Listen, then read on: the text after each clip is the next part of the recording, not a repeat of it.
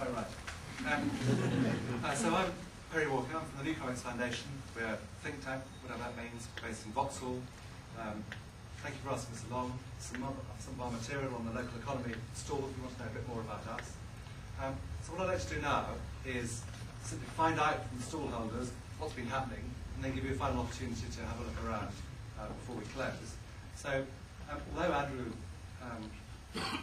handed back to me, I'm now going to hand back to him, because we're going to go around the room this way, and he's going to say, in not more than 90 seconds, what that stall was about and what response he got from you. Okay. No rest for me this evening, is there? This is the Environments and Society stand. Some of the big questions that are being asked. How safe do you feel on Brentford High Street? Would you like to see an environmentally friendly development achieved? So how pedestrian friendly does the high street feel? Any ideas for cultural activities? I think sort of general consensus seems to be with respect to how friendly it is for pedestrians. At the moment it feels a bit unsafe. People suggesting that maybe there are new measures that to be introduced to make it safer to move around. I thought one of my favourite comments on the environmentally friendly side of things was start thinking about windmills, solar panels, groundwater pumps. They're useful and necessary. That was one person. Is that your handwriting, Andrew? It wasn't me. I didn't have time to get that down. How safe do you feel?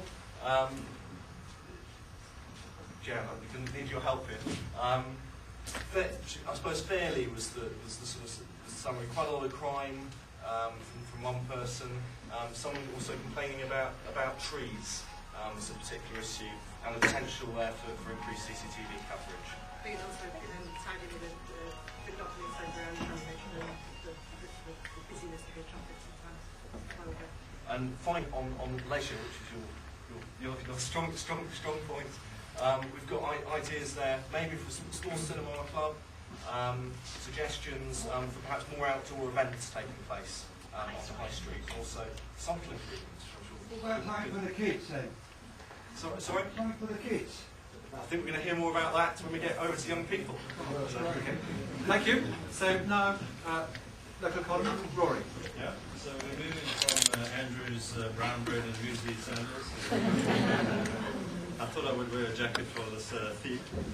But certainly from your comments, it doesn't seem like there's an appetite for another Clone Town Britain, just another high street with all the stores that we kind of get to see everywhere else. So there is quite a lot around a major anchor store like M&S or Waitrose, and it's supported by a lot of good quality mix of shops. Small speciality, unique shops, so things like grocers, bakers, butchers, bookshops, flower shops, music shops, a fishmonger, delis, cafes, the same clean energy, a covered market, town square, access to Thames, making the best use of, I think, Brentford's greatest asset, which is the waterways, better banking, better parking, and also support of the local industries that are part of our heritage here, things like boats and boatyards seems like a useful thing. And then the opposite side of is why don't you shop at Brentford? Comments or descriptions like decaying, dated, old, and pre-war. So I think that's parking. And no parking, yeah. So I think that's hopefully where we might be today, where we'll be leaving behind and moving towards some of the aspirations that we have on the board here, which sounds fantastic. Thank you. Luke. I'm going to hold this up so you can see, because I'll put them in order. Good luck. All of these ones here are all saying the same thing. The youth club, youth centre, youth space. I think anyone who's lived in Brentford for more than 5 minutes will know there is nothing here for young people, well, not for most ages to be fair, but there's specifically no universal sport for young people, and it's been said here again and again and again. That's not the only thing that's being said. There are some ideas as well, similar to the things we've heard already. Less traffic, safe environment, traffic calming. It's those kind of things that people were saying to help improve the environment for young people. And also, it's come up a couple of times, improving some of the facilities away from the high street that are of poor condition already, particularly on our existing facilities or lack of on our estates and stuff, so that young people have somewhere to go now. And the high street perhaps will be a bonus or somewhere, but not necessarily going to be always going to.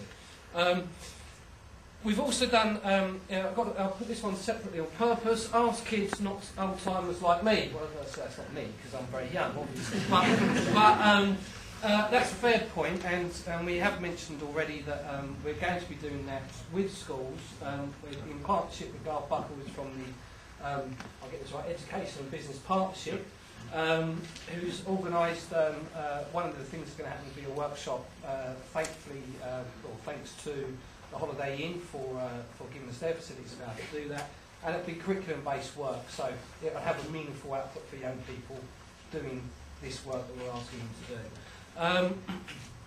We also started off, there's a little bit there, it says old people, obviously we're going to get age concern involved with that a little bit more probably, but there are some issues here that are coming through already.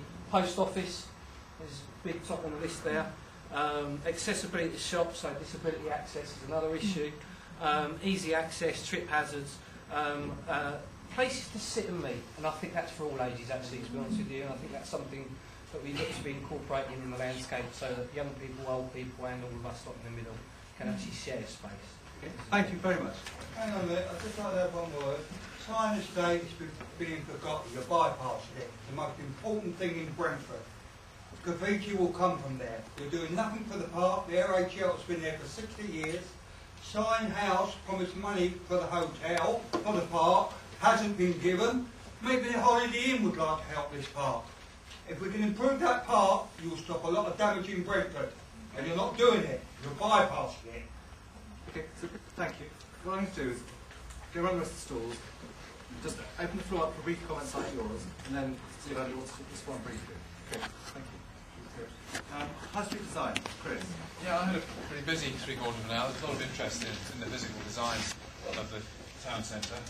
I think if you tried to sum up the collective view in a couple of words, it would be small scale. Most people felt that the building shouldn't be more than a certain height, 3, 4, 5 stories. I think most people wanted a sort of close-grained, small-scale network of streets that reflected the old street pattern of the town. That reflected also in the kind of businesses that people wanted to see on the whole. I think people weren't too impressed with the previous scheme, as I hadn't seen it before, with its sort of 2 or 3 massive blocks of cinemas and supermarkets. They were much more in tune with the Kim Wilkie approach, which was, as I say, more fine-grained. I think there was also a strong feeling that redevelopment should be conservation-led. It should retain the interesting old structures on the site, even if they're not that high grade architecturally. They are retain the street pattern. Yeah, that was coming off. Thanks very much indeed. Marking Design. Thanks very much. Yeah, a lot of the same responses have come up as we've had from other stalls in terms of how to market and promote the high street. People have said that we should promote the historical nature of the place. We should promote and enhance its unique character. And the word independent comes up on about 10 or 15 different answers, and I think that goes back to what Rory has been talking about, of avoiding another clone town, another standard development. And another common word is different. People see the Brentford community as being different from the communities around it, and that's something that we should promote and enhance. The farmers market comes up here separately, and I'm glad I'm standing next to it because I'm one of the main organisers.